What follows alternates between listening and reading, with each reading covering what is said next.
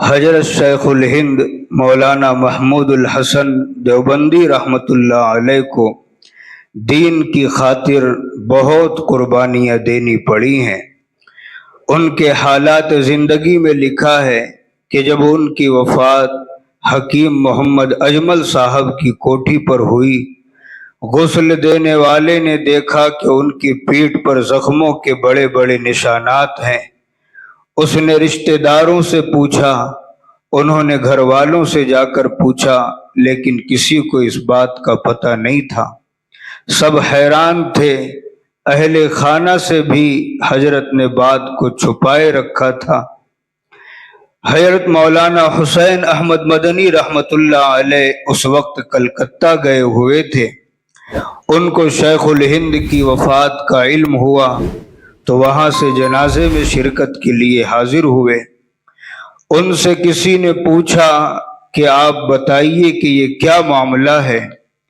حضرت مدنی کی آنکھوں میں آنسو آ گئے، فرمانے لگے یہ ایک راز تھا اور حضرت نے مجھے منع فرمایا تھا کہ میری زندگی میں تم کسی کو نہیں بتانا، اس لیے یہ امانت تھی اور میں بتا نہیں سکتا تھا، لیکن اب تو حضرت وفات پا گئے، لہٰذا اب تو میں بتا سکتا ہوں۔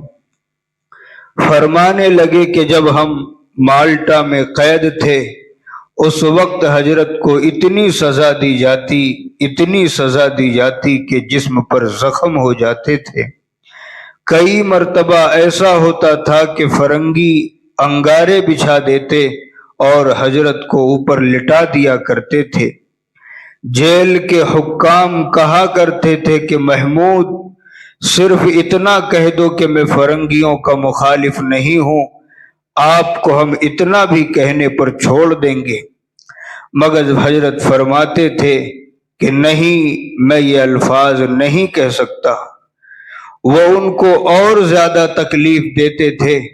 حضرت جب اپنی جگہ پر رات کو سونے کے لیے آتے تو سو بھی نہیں سکتے تھے، نیند نہ آنے کی وجہ سے بھی تکلیف اور ادھر سے اذیتیں بھی۔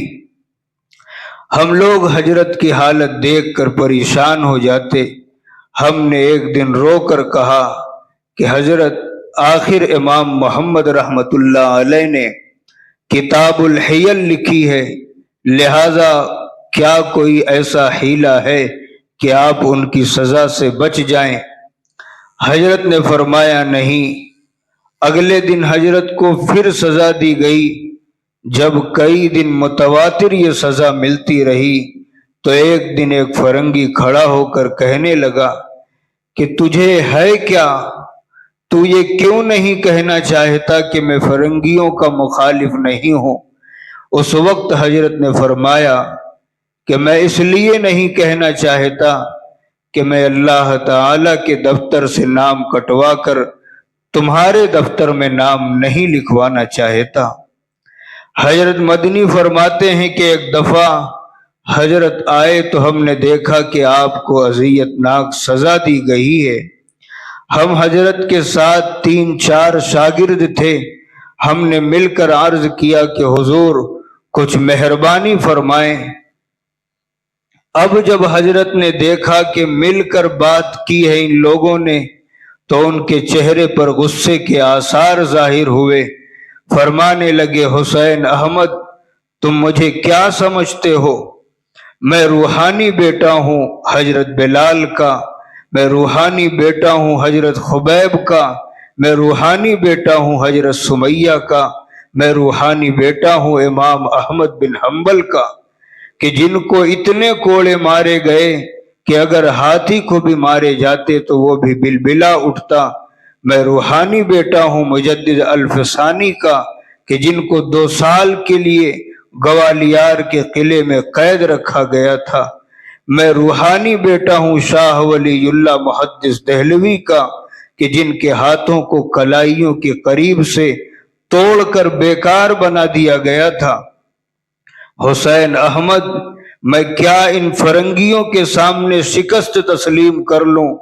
نہیں، یہ میرے جسم سے جان تو نکال سکتے ہیں مگر دل سے ایمان نہیں نکال سکتے۔ سبحان اللہ، جب ایسی استقامت ہوتی ہے تو اللہ تعالی دنیا میں فیض بھی ویسا ہی جاری فرمایا کرتے ہیں۔